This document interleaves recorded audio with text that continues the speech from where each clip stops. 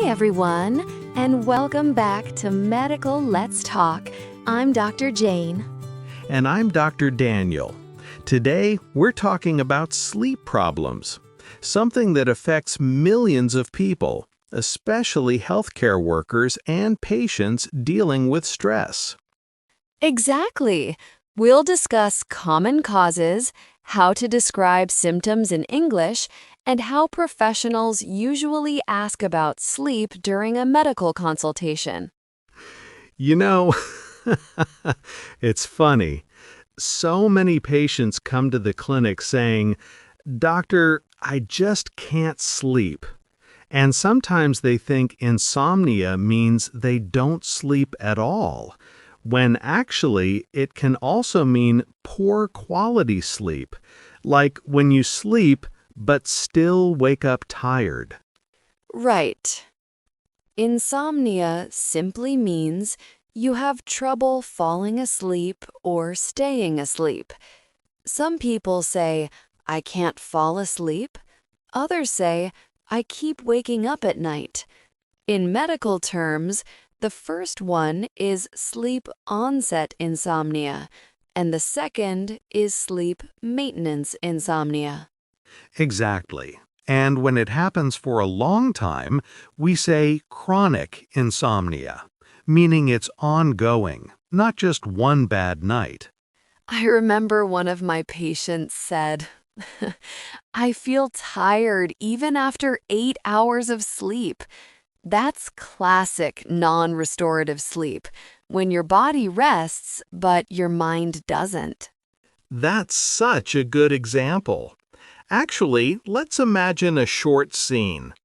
A patient says, "I go to bed early, but it takes me more than an hour to fall asleep."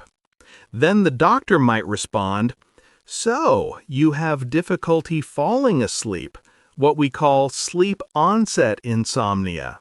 Do you wake up during the night?" And when the patient says, "Yes, several times," that's how we identify sleep maintenance insomnia.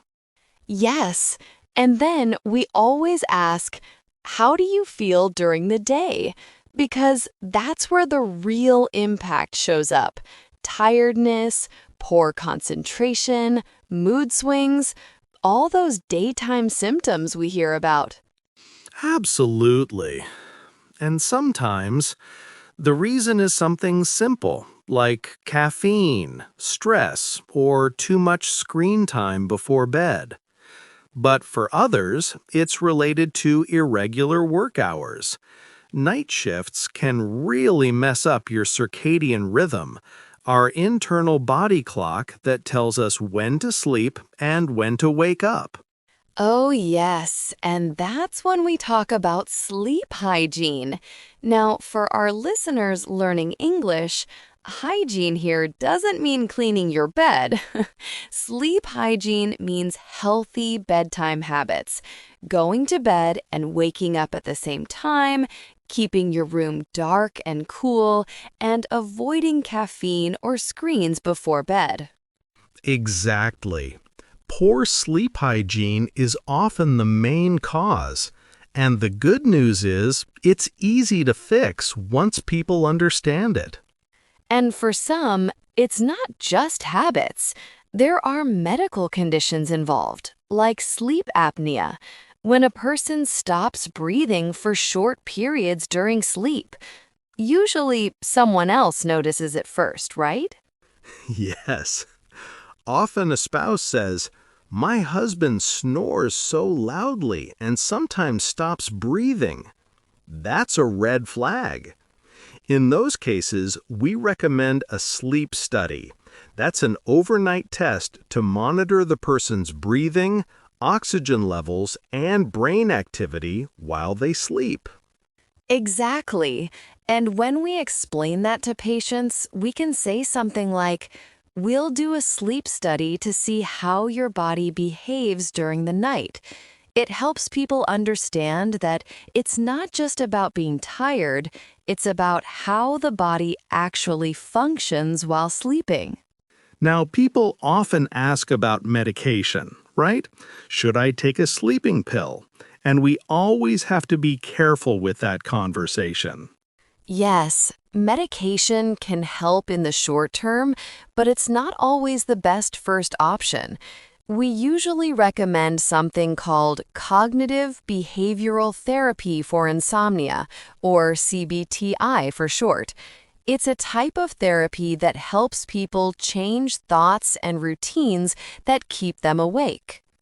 And when we do use medication, we always warn about dependence. That's when your body gets used to the medicine and you end up needing it to sleep. Exactly. The goal is to teach the body to sleep naturally again. You know, Daniel, I'm curious. How's your own sleep these days? Honestly, not perfect. When I worked night shifts, I felt like I had jet lag all the time, and I wasn't even traveling anywhere. Oh, I know that feeling. Jet lag, for our listeners, means when your body clock gets confused because of time zone changes. But yes, working night shifts feels the same. Your brain doesn't know if it's morning or midnight. Exactly. I used to have breakfast at 6 p.m. and dinner at 2 a.m. My circadian rhythm was completely lost. You weren't the only one. Many healthcare professionals go through that. That's why it's so important to pay attention to our own health, not just our patients. Absolutely. And for anyone listening, whether you're a nurse, a doctor, or a caregiver, here are a few phrases you can use. You can say, I can't fall asleep if it takes too long to start sleeping. Or, I keep waking up at night if your sleep is interrupted. If you wake up tired, you can say, my sleep isn't refreshing. And for professionals, remember expressions like poor sleep hygiene or sleep deprivation. Sleep deprivation means not getting enough sleep for a long time, something many caregivers can relate to. Yes, especially those working 12-hour shifts. Well, I think that's a good note to end on, with a reminder that sleep isn't a luxury. It's part of basic health. Absolutely. If you sleep well, you think better, feel better, and care for others better. Thanks for joining us today on Medical Let's Talk. Sweet dreams, everyone. Literally.